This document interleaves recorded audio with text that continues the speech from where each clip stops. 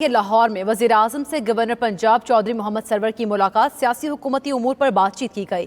چودھری سرور نے وزیر اعظم کو گورنر ہاؤس بزنس پلان اور عوام کے لیے کھولنے بارے بتایا۔ مزید جانتے ہیں لاہور سے ہمارے نمائندے شاہد چودھری ہمارے ساتھ موجود ہیں۔ شاہد چودھری، بتائیے گا اس اہم ملاقات کا حوالہ، کن اہم امور پر بات چیت کی گئی؟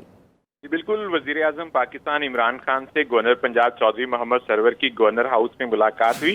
گورنر ہاؤس میں ہونے والی ملاقات میں سیاسی و حکومتی امور پر بات چیت کی گئی۔ چودھری محمد سرور نے وزیر اعظم کو گورنر ہاؤس بزنس پلان اور عوام کے لیے کھولنے کے حوالے سے آگاہ کیا۔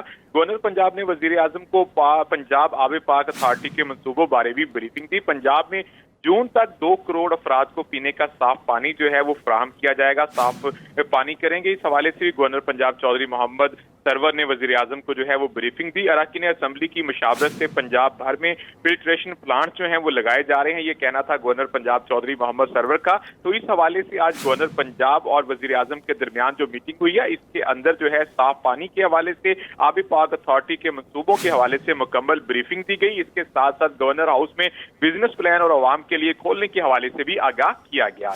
ٹھیک، بہت شکریہ شاہد چودھری، آپ ہمیں اپڈیٹ کر رہے تھے۔